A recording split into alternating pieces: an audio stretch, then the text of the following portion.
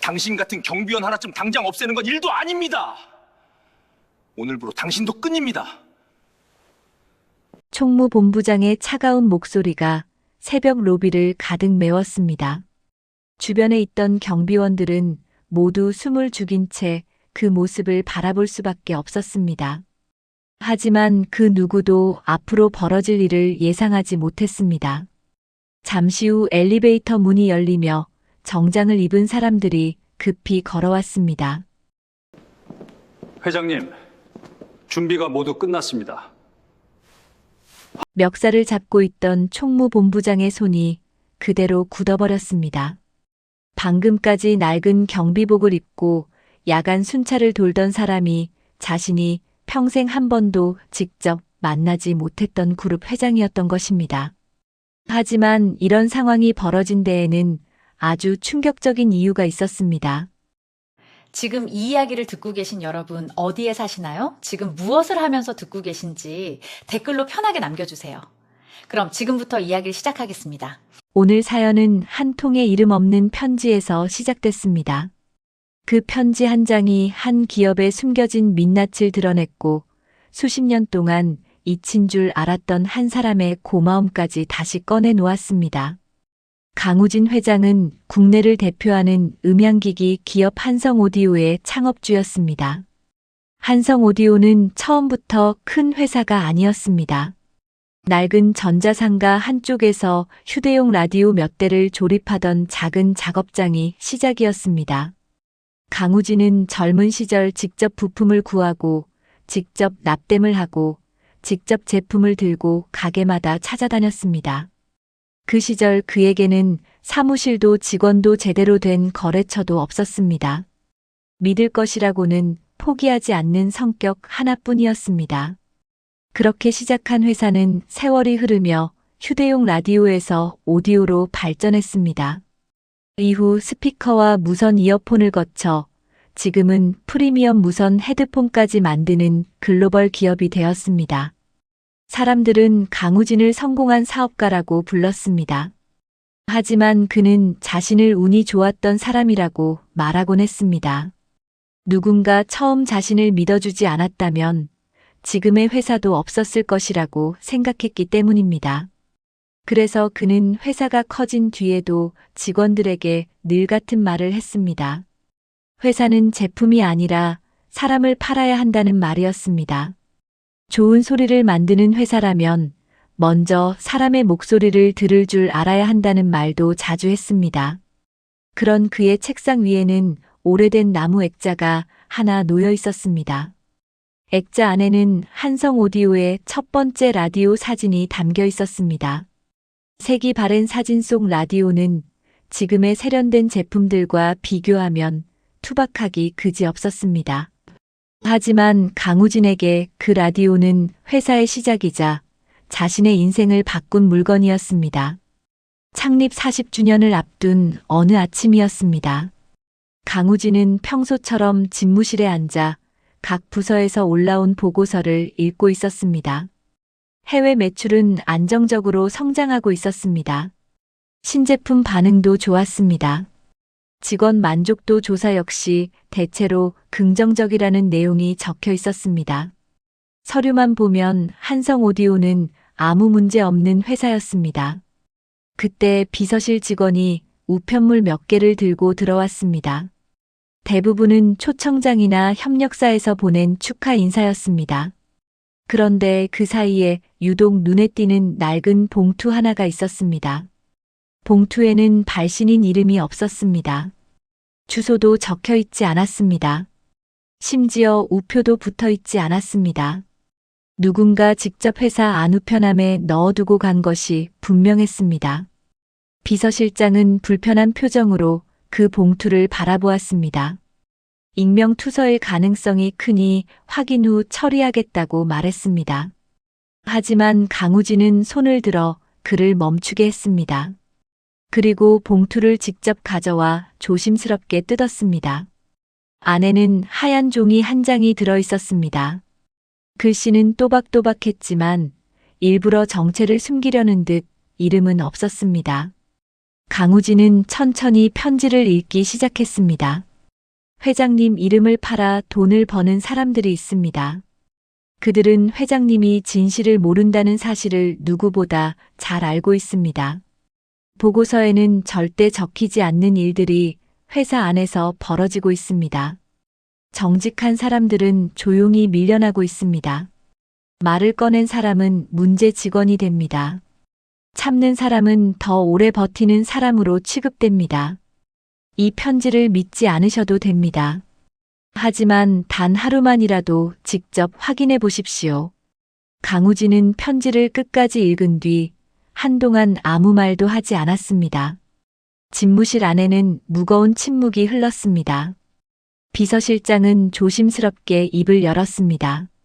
누군가 악의적으로 보낸 글일 수도 있다고 말했습니다. 회사에 불만을 가진 직원일 수도 있고 경쟁 업체가 일부러 흔드는 것일 수도 있다고 했습니다. 강우진도 그 가능성을 모르는 것은 아니었습니다. 수십 년 동안 회사를 운영하며 그는 수많은 투서와 소문을 겪어왔습니다. 사실이 아닌 말도 많았습니다. 개인의 원망이 조직 전체의 문제처럼 포장되는 경우도 있었습니다. 하지만 이번 편지는 이상하게 마음에 걸렸습니다.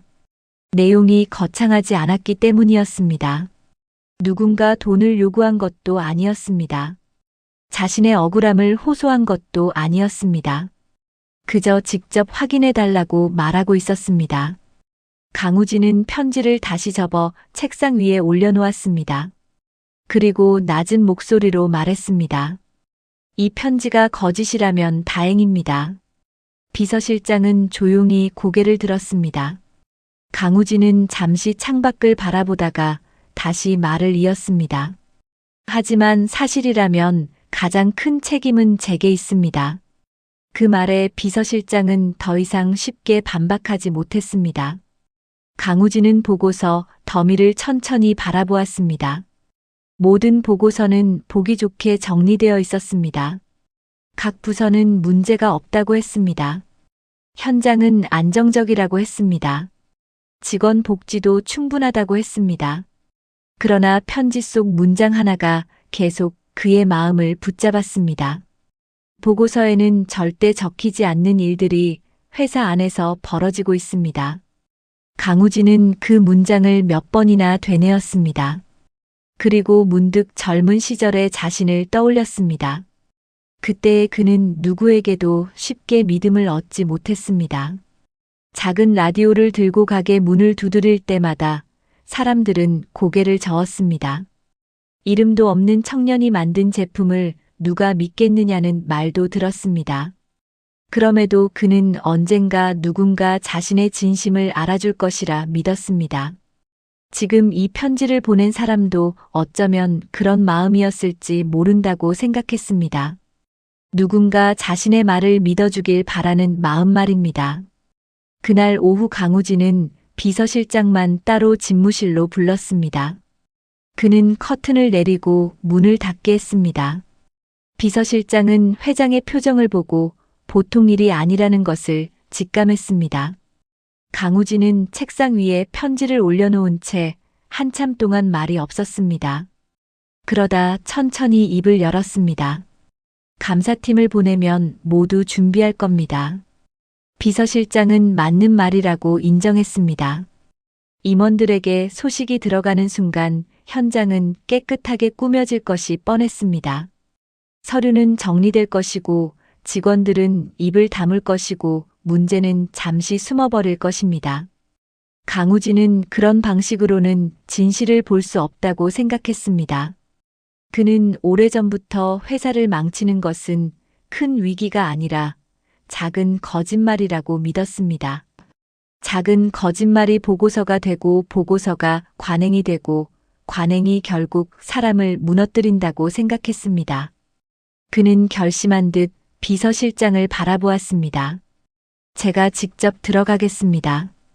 비서실장은 순간 말을 잃었습니다. 회장님께서 직접 들어가신다는 말씀이냐고 되물었습니다. 강우진은 고개를 끄덕였습니다. 계약직 경비원으로 들어가겠습니다. 비서실장은 곧바로 반대했습니다. 연세도 있으시고 혹시라도 사고가 나면 큰일이라고 했습니다. 언론에 알려지기라도 하면 회사 전체가 흔들릴 수 있다고도 말했습니다. 하지만 강우진의 결심은 쉽게 흔들리지 않았습니다. 그는 조용히 손가락으로 편지를 가리켰습니다. 이 편지를 보낸 사람은 제게 회장으로 오라고 한 것이 아닙니다. 아무 준비도 하지 못한 회사의 모습을 보라고 한 것입니다. 비서실장은 아무 말도 하지 못했습니다. 강우진은 계속해서 말했습니다. 내 이름이 누군가의 방패가 되고 있다면 제가 직접 확인해야 합니다. 내가 모른다는 이유로 누군가가 다치고 있다면 더 늦기 전에 봐야 합니다. 그날 이후 모든 준비는 아주 조용히 진행되었습니다. 위장 취업 사실은 비서실장 한 사람만 알고 있었습니다. 감사팀에도 알리지 않았습니다. 인사팀에도 알리지 않았습니다. 새로 채용되는 야간 경비원 한 명이라는 형식만 남겼습니다. 가짜 이름의 임시 계약서가 만들어졌습니다. 출입증도 새로 발급되었습니다. 신분 확인 과정에는 비서실장이 직접 관여해 흔적을 최소화했습니다. 강우진은 자신이 평생 쌓아올린 회사 안으로 처음으로 낯선 사람처럼 들어갈 준비를 했습니다. 며칠 뒤 저녁이었습니다. 회장실 안쪽 작은 휴게실에 낡은 경비복 한 벌이 놓였습니다. 회색빛이 도는 작업복이었습니다. 모자는 조금 발해 있었고 점퍼 소매에는 오래된 접힌 자국이 남아 있었습니다. 강우진은 한동안 그 옷을 바라보았습니다. 그동안 그는 중요한 자리마다 맞춤 양복을 입었습니다. 사람들은 그가 회의실로 들어오면 자리에서 일어섰습니다. 그가 한마디 하면 수십 명의 임원이 받아 적었습니다. 하지만 이제부터는 아무도 그에게 인사하지 않을 것입니다. 아무도 그의 말을 중요하게 듣지 않을 것입니다. 어쩌면 누군가는 그를 무시할 수도 있었습니다. 강우진은 양복 상의를 벗고 천천히 경비복을 입었습니다. 거울 속의 모습은 낯설었습니다. 오랫동안 회장으로 살아온 사람의 얼굴 위에 이름 없는 노동자의 그림자가 겹쳐졌습니다. 그는 가슴에 달린 명찰을 내려다보았습니다. 거기에는 강우진이라는 이름이 없었습니다. 완전히 다른 이름이 적혀 있었습니다. 그 이름을 바라보는 순간 이상하게 마음이 무거워졌습니다. 이름 하나가 사라졌을 뿐인데 자신을 둘러싼 모든 권위도 함께 사라진 것 같았습니다. 그제야 그는 깨달았습니다. 회장이라는 이름이 얼마나 많은 것을 가려주었는지 말입니다. 비서실장은 문 앞에 서서 걱정스러운 얼굴로 그를 바라보았습니다. 강우진은 모자를 눌러 쓴 뒤 담담하게 말했습니다. 오늘부터 저는 그냥 신입 경비원입니다. 비서실장은 조심스럽게 고개를 숙였습니다. 그리고 꼭 조심하셔야 한다고 말했습니다. 강우진은 작게 고개를 끄덕였습니다. 그날 밤 그는 전용차를 타지 않았습니다. 운전기사도 부르지 않았습니다. 혼자 택시를 타고 회사 근처 골목에서 내렸습니다. 멀리 보이는 한성 오디오 본사 건물은 환하게 빛나고 있었습니다. 낮에는 늘 당당하게 보이던 그 건물이 그날따라 낯설게 느껴졌습니다. 그는 정문이 아니라 직원 전용 출입구 쪽으로 걸어갔습니다. 회장으로는 한 번도 지나가 본 적 없는 길이었습니다. 출입구 옆에는 야간 근무자들이 피곤한 얼굴로 하나둘 들어가고 있었습니다. 누군가는 편의점 봉투를 들고 있었습니다. 누군가는 졸린 눈으로 휴대전화를 보고 있었습니다. 누군가는 아무 말 없이 낡은 신발끈을 다시 묶고 있었습니다. 강우진은 그들 사이에 조용히 섞였습니다. 누구도 그를 알아보지 못했습니다. 누구도 그에게 고개 숙이지 않았습니다. 그는 출입증을 찍고 회사 안으로 들어갔습니다. 익숙한 회사였지만 전혀 다른 회사처럼 느껴졌습니다. 같은 건물인데도 회장 전용 엘리베이터를 타고 올라가던 때와는 공기부터 달랐습니다. 지하 직원 통로에는 오래된 먼지 냄새가 났습니다. 벽 한쪽에는 벗겨진 페인트가 보였습니다. 복도 끝 형광등은 가끔씩 깜빡였습니다. 보고서 어디에도 적혀 있지 않았던 풍경이었습니다. 강우진은 천천히 숨을 들이마셨습니다. 그리고 마음속으로 생각했습니다. 이제부터 보게 될 것이 진짜 회사일지도 모른다고 말입니다. 그때 누군가 뒤에서 그를 불렀습니다. 새로 오신 분 맞죠? 강우진이 돌아보자 작은 체구의 여성이 서 있었습니다. 나이는 60을 훌쩍 넘어 보였지만 눈빛은 또렷했습니다. 그녀는 낡은 경비복을 단정하게 입고 있었습니다. 명찰에는 김복순이라는 이름이 적혀 있었습니다. 그녀는 강우진을 위아래로 훑어본 뒤 부드럽게 웃었습니다. 처음이면 길 잃기 쉬워요. 따라오세요. 강우진은 조용히 고개를 숙였습니다. 그 순간 그는 아직 알지 못했습니다. 눈앞에 이 여성이 오래전 자신의 회사가 첫걸음을 떼던 날과 깊이 연결된 사람이라는 사실을 말입니다. 그리고 이 조용한 첫 만남이 앞으로 그의 인생에서 가장 늦은 감사 인사로 이어지게 될 것이라는 사실도 말입니다. 김복수는 강우진을 바라보며 사람 좋은 미소를 지었습니다. 처음 오시면 며칠은 다리부터 아프실 겁니다. 강우진도 가볍게 웃으며 고개를 끄덕였습니다. 김복수는 먼저 지하 경비실부터 보여주겠다고 말했습니다. 두 사람은 오래된 계단을 따라 천천히 아래층으로 내려갔습니다. 계단 벽에는 오래된 페인트가 벗겨져 있었고 형광등 하나는 깜빡거리고 있었습니다. 강우진은 발걸음을 멈추고 주변을 천천히 둘러보았습니다. 이곳 역시 보고서 어디에도 적혀 있지 않았던 모습이었습니다. 경비실 문을 열자 오래된 공기 냄새가 먼저 밀려왔습니다. 작은 책상 2개와 낡은 사물함 몇 개가 전부였습니다. 벽에 걸린 선풍기는 먼지가 잔뜩 쌓여 있었고 천장 구석에는 누수 자국도 보였습니다. 김복수는 아무렇지도 않은 표정으로 사물함 하나를 열었습니다. 여기가 앞으로 쓰실 자리입니다. 강우진은 고맙다고 인사한 뒤 천천히 의자에 앉았습니다. 의자는 앉는 순간 삐걱거리는 소리를 냈습니다. 김복수는 웃으며 말했습니다. 그 의자는 조심해서 앉으셔야 합니다. 갑자기 뒤로 넘어가는 날도 있습니다. 강우진도 피식 웃었습니다. 잠시 후 또 한 명의 경비원이 경비실로 들어왔습니다. 30살 정도 되어 보이는 젊은 남성이었습니다. 그는 환하게 웃으며 먼저 인사를 건넸습니다. 안녕하세요. 새로 오셨다고 들었습니다. 김복수는 두 사람을 서로 소개해 주었습니다. 이 친구는 이준호 씨입니다. 성격이 좋아서 여기저기 다 불려다니는 사람입니다. 이준호는 멋쩍게 웃으며 손을 내저었습니다. 좋아서가 아니라 사람이 부족해서 그렇죠. 경비도 하고 시설도 보고 택배도 옮기고 청소도 합니다. 강우진은 의아한 표정을 지었습니다. 경비 업무만 하는 게 아니었습니까? 이준호는 씁쓸하게 웃었습니다. 처음에는 저도 그렇게 알고 들어왔습니다. 막상 와보니까 밤에는 사람이 부족하다는 이유로 이것저것 다 합니다. 김복수는 괜히 분위기가 무거워질까봐 말을 돌렸습니다. 그래도 사람들은 다 좋습니다. 서로 도와가면서 버티는 거죠. 잠시 뒤 세 사람은 첫 순찰을 시작했습니다. 건물은 낮과는 전혀 다른 분위기였습니다. 낮에는 수많은 직원들로 북적이던 복도가 밤이 되자 조용한 공간으로 변해 있었습니다.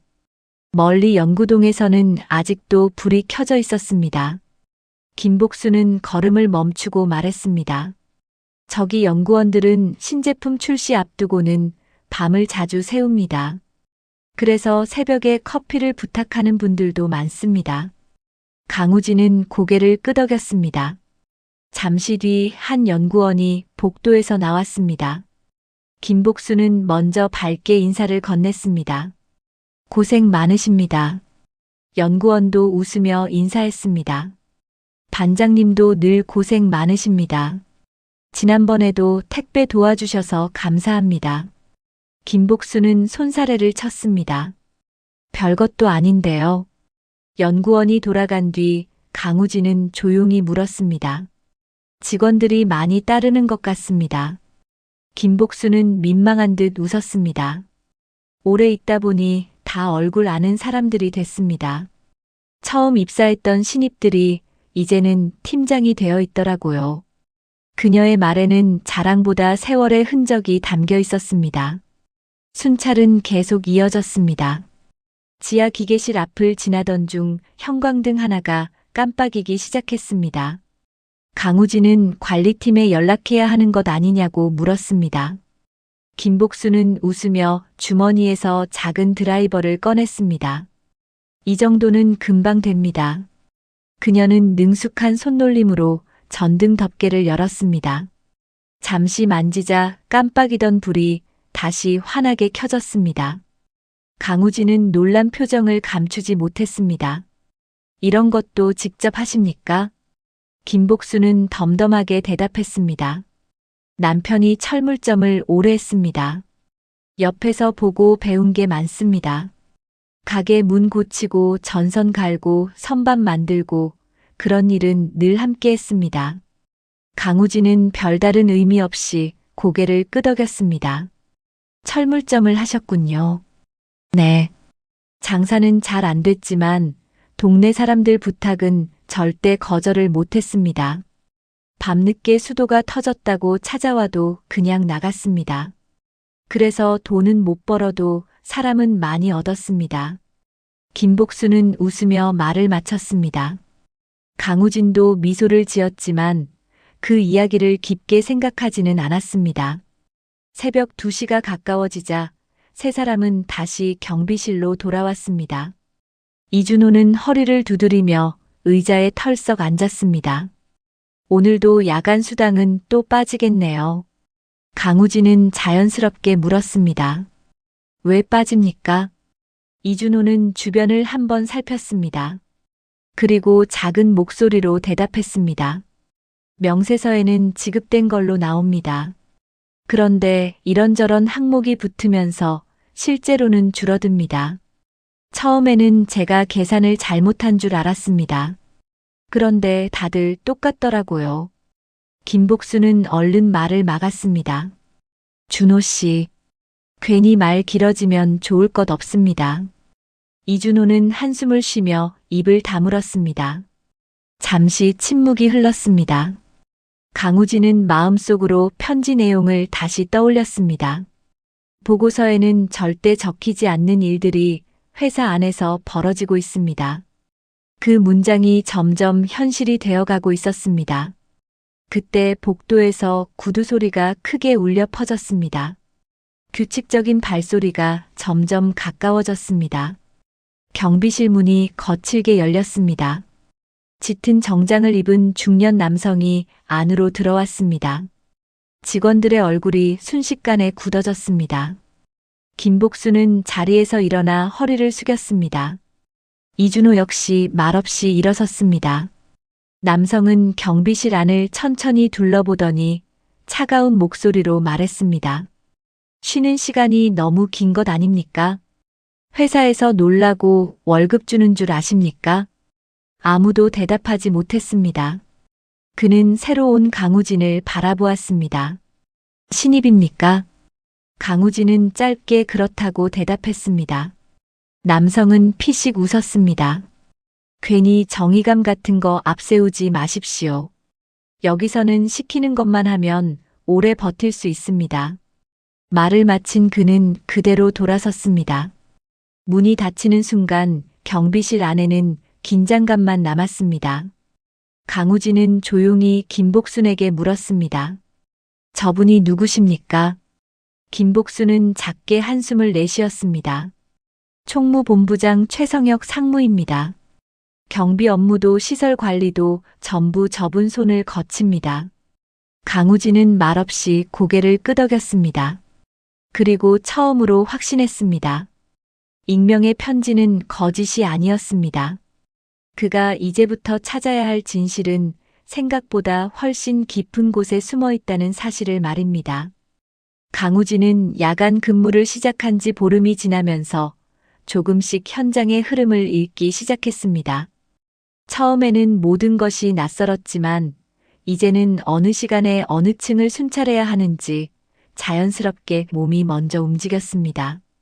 직원들도 더 이상 그를 새로 들어온 경비원으로만 보지 않았습니다. 쉬는 시간이 되면 자연스럽게 같은 자리에 앉았고 짧은 농담도 주고받았습니다.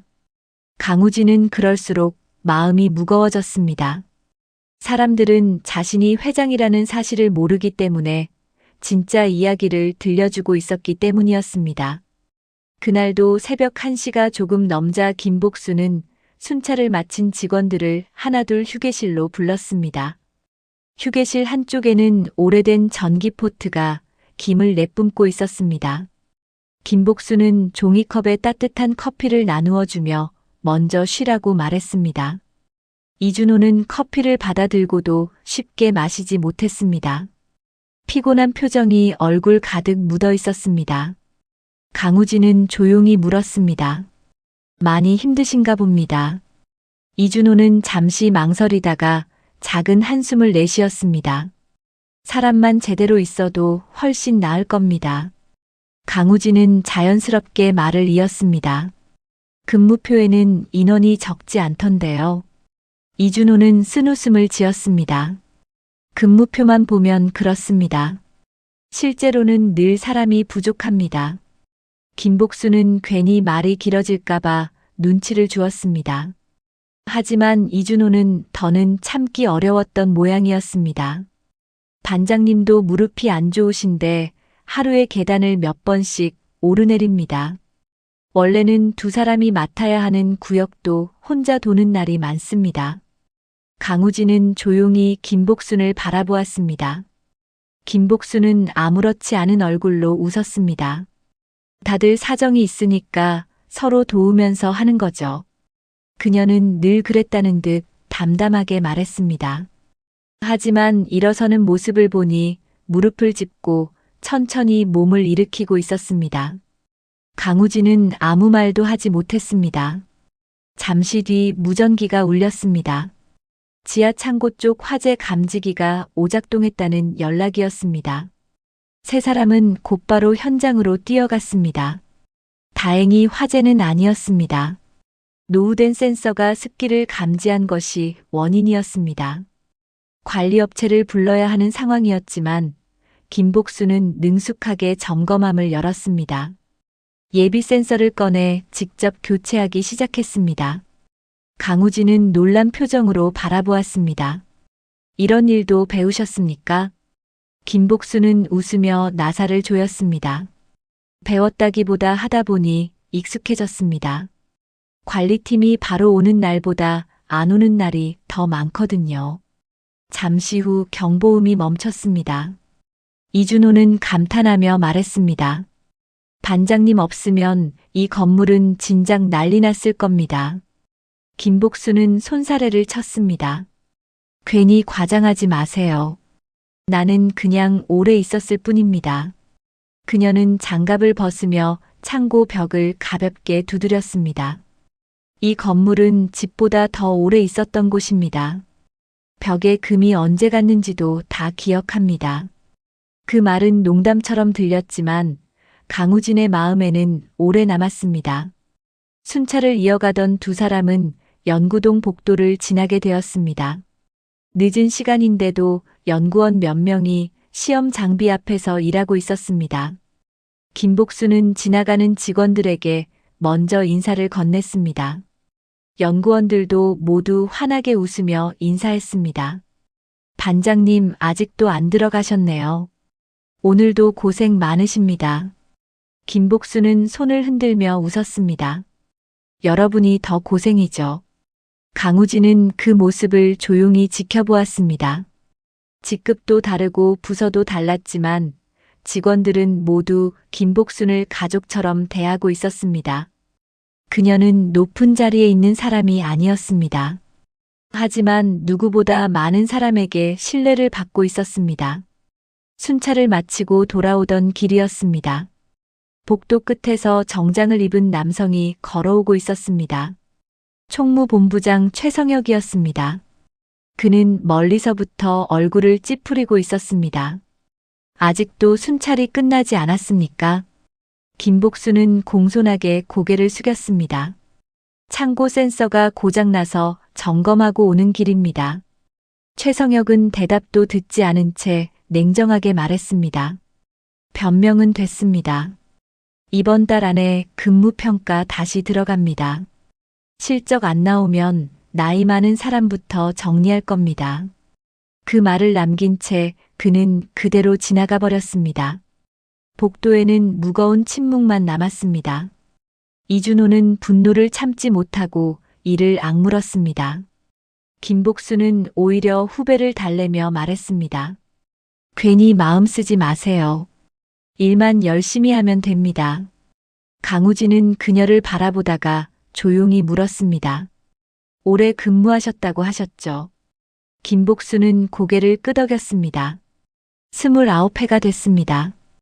회사 건물이 올라갈 때부터 여기 있었습니다. 강우진은 잠시 놀란 표정을 지었습니다. 그렇게 오래 계셨습니까? 김복수는 웃으며 말했습니다. 먹고 살다 보니 여기까지 왔네요. 원래는 남편이 철물점을 했습니다. 장사가 잘 되지는 않았지만 둘이 열심히 살았습니다. 그러다 가게를 접고 저는 여기 경비 일을 시작했습니다. 그녀는 마치 오래된 일기를 읽듯 담담하게 말했습니다. 강우진은 별다른 반응을 보이지 않았습니다. 하지만 철물점이라는 단어가 이상하게 마음 한구석에 남았습니다. 며칠 뒤 회사에서는 창립 40주년 기념 전시를 준비한다는 공지가 내려왔습니다. 오래된 자료를 정리하기 위해 창고를 비워야 한다는 연락도 함께 내려왔습니다. 인력이 부족하다는 말을 들은 강우진은 가장 먼저 손을 들었습니다. 김복수는 웃으며 말했습니다. 신입인데도 참 부지런하시네요. 두 사람은 오래된 기록이 보관된 창고로 향했습니다. 창고 안에는 먼지가 두껍게 내려앉은 상자들이 천장 가까이까지 쌓여 있었습니다. 강우진은 상자를 하나씩 꺼내며 조심스럽게 먼지를 털었습니다.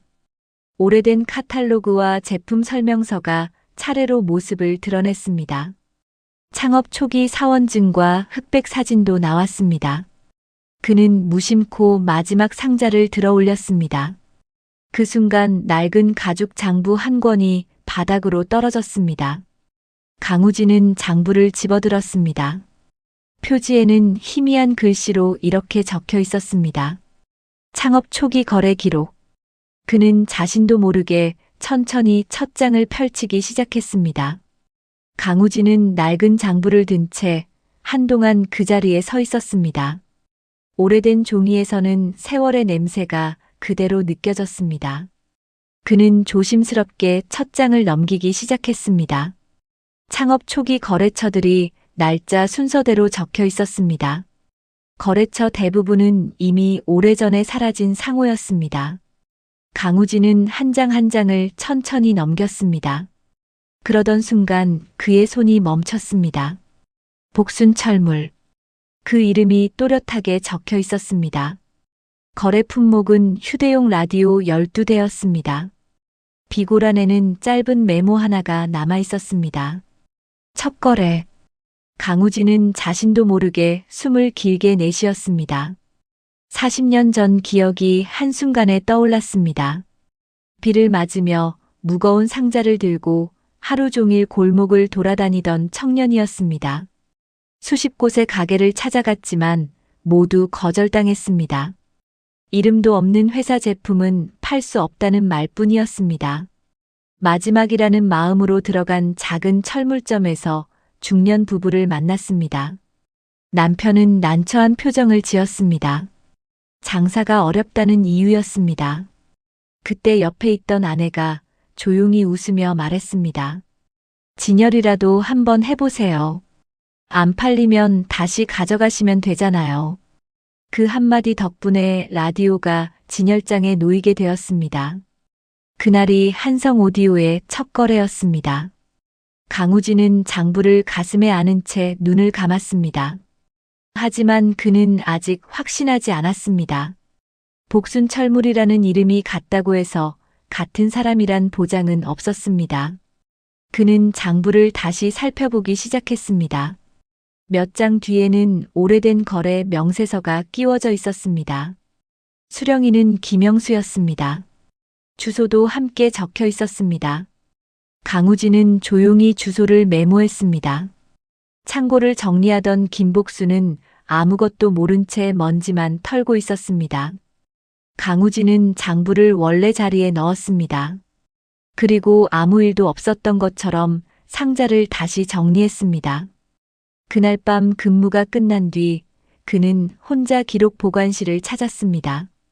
회사 창립 자료를 관리하는 직원에게 오래된 인사 기록을 확인할 수 있겠냐고 물었습니다. 직원은 특별한 의심 없이 자료를 찾아주었습니다. 강우진은 오래된 직원 기록을 천천히 넘기기 시작했습니다. 잠시 후 김복순의 인사 기록 카드가 눈앞에 나타났습니다. 그는 가장 먼저 주소를 확인했습니다. 순간 손끝이 떨렸습니다. 장부에 적혀 있던 주소와 같은 동네였습니다. 우연이라고 하기에는 너무 가까웠습니다. 그는 다시 배우자란을 바라보았습니다. 김영숙. 장부에 적혀 있던 이름과 똑같았습니다. 강우진은 한동안 아무 말도 하지 못했습니다. 40년 동안 마음속에만 남아있던 첫 거래처가 바로 자신의 회사에서 일하고 있다는 사실을 쉽게 믿을 수 없었습니다. 그는 자료를 조용히 덮었습니다. 그리고 누구에게도 말하지 않기로 했습니다. 먼저 확인해야 할 일이 아직 남아있었기 때문이었습니다. 강우진은 낡은 장부를 든 채 한동안 그 자리에 서 있었습니다. 오래된 종이에서는 세월의 냄새가 그대로 느껴졌습니다. 그는 조심스럽게 첫 장을 넘기기 시작했습니다. 창업 초기 거래처들이 날짜 순서대로 적혀 있었습니다. 거래처 대부분은 이미 오래전에 사라진 상호였습니다. 강우진은 한 장 한 장을 천천히 넘겼습니다. 그러던 순간 그의 손이 멈췄습니다. 복순철물. 그 이름이 또렷하게 적혀 있었습니다. 거래 품목은 휴대용 라디오 12대였습니다. 비고란에는 짧은 메모 하나가 남아 있었습니다. 첫 거래. 강우진은 자신도 모르게 숨을 길게 내쉬었습니다. 40년 전 기억이 한순간에 떠올랐습니다. 비를 맞으며 무거운 상자를 들고 하루 종일 골목을 돌아다니던 청년이었습니다. 수십 곳의 가게를 찾아갔지만 모두 거절당했습니다.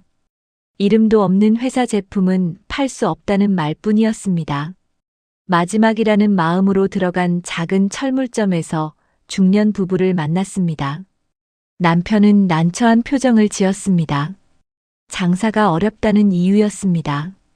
그때 옆에 있던 아내가 조용히 웃으며 말했습니다. 진열이라도 한번 해보세요. 안 팔리면 다시 가져가시면 되잖아요. 그 한마디 덕분에 라디오가 진열장에 놓이게 되었습니다. 그날이 한성 오디오의 첫 거래였습니다.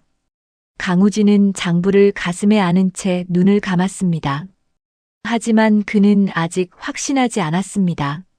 복순철물이라는 이름이 같다고 해서 같은 사람이란 보장은 없었습니다. 그는 장부를 다시 살펴보기 시작했습니다.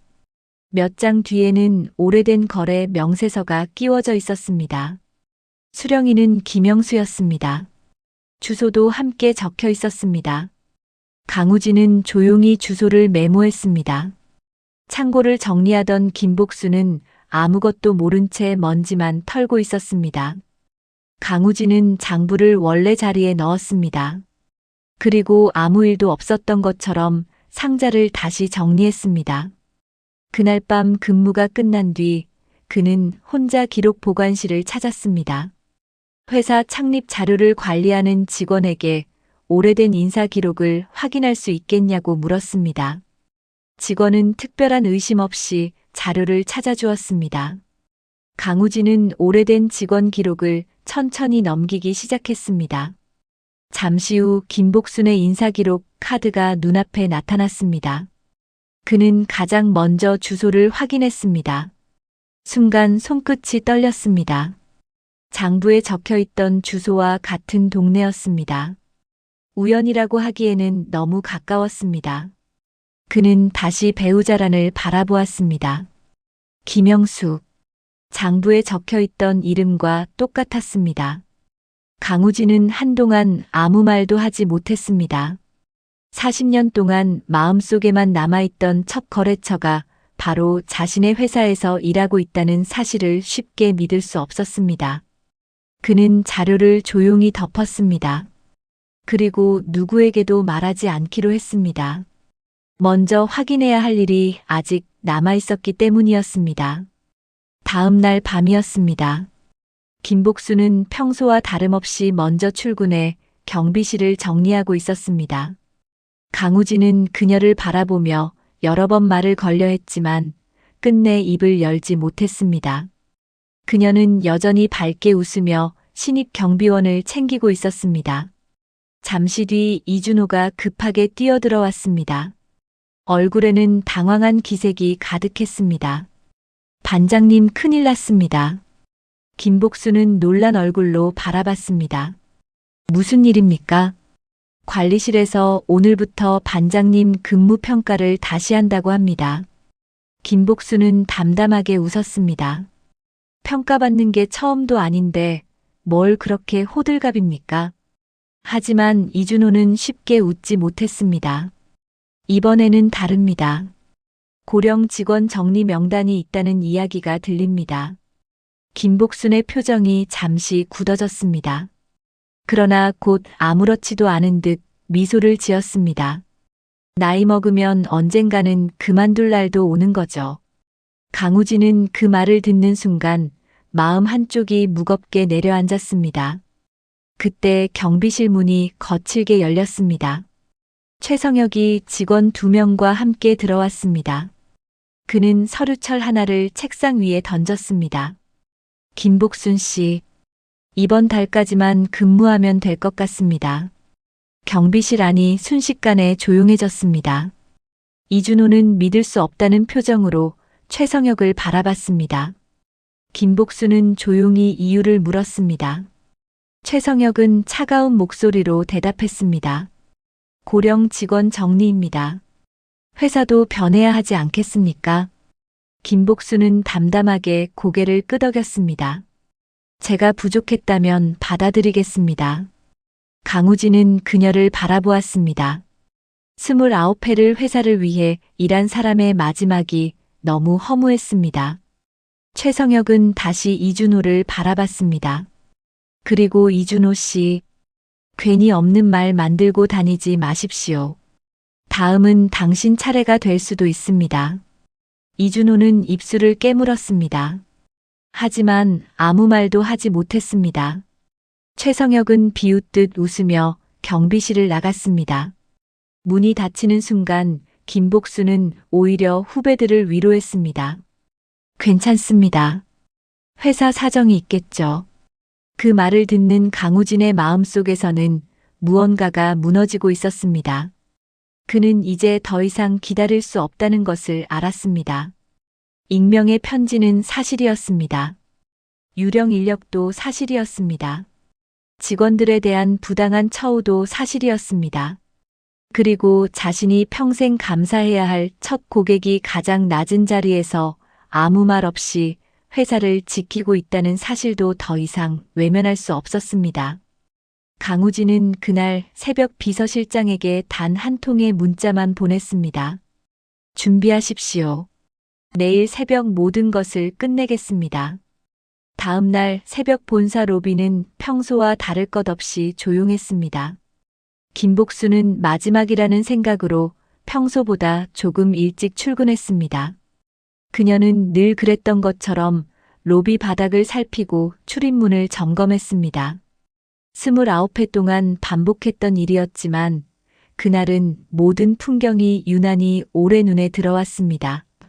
김복수는 출입문 손잡이를 천천히 닦으며 작은 미소를 지었습니다. 이 건물에서 보낸 시간이 어느새 자신의 인생 절반이 넘었다는 생각이 들었습니다. 잠시 뒤 최성혁이 수행 직원들과 함께 로비로 들어왔습니다. 그는 김복순을 보자마자 못마땅한 표정을 지었습니다. 아직도 정리 안 하셨습니까? 김복순은 조용히 허리를 숙였습니다. 오늘 근무까지만 마무리하려고 합니다. 최성혁은 비웃듯 웃었습니다.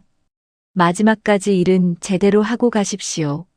그는 바닥을 손가락으로 가리켰습니다. 저쪽부터 다시 닦으세요. 조금 떨어진 곳에는 평범한 경비원 복장을 한 강우진이 서 있었습니다. 최성혁은 이번에는 강우진에게 시선을 돌렸습니다. 신입, 거기 서서 구경만 하지 말고 움직이세요. 강우진은 아무 말 없이 걸음을 옮겼습니다. 그 침묵이 오히려 최성혁을 더욱 자극했습니다. 그는 성큼 다가와 강우진의 멱살을 거칠게 움켜잡았습니다. 당신 같은 경비원 하나쯤 당장 없애는 건 일도 아닙니다. 순간 로비 안 공기가 얼어붙었습니다. 김복순이 급히 앞으로 나섰습니다. 상무님, 이 사람은 잘못이 없습니다. 최성혁은 김복순을 밀쳐내며 차갑게 말했습니다. 가만히 계십시오. 오늘 같이 나가고 싶지 않으면. 바로 그때 엘리베이터 문이 열렸습니다. 검은 정장을 입은 사람들이 빠른 걸음으로 로비를 향해 걸어왔습니다. 맨 앞에는 비서실장이 있었습니다. 그는 강우진 앞에 멈춰 깊이 허리를 숙였습니다. 회장님, 준비가 모두 끝났습니다. 순간 로비는 숨소리조차 들리지 않을 만큼 조용해졌습니다. 최성혁은 멱살을 잡고 있던 손을 천천히 놓았습니다. 그는 믿을 수 없다는 표정으로 강우진을 바라보았습니다. 김복순 역시 아무 말도 하지 못한 채 그 자리에 굳어 있었습니다.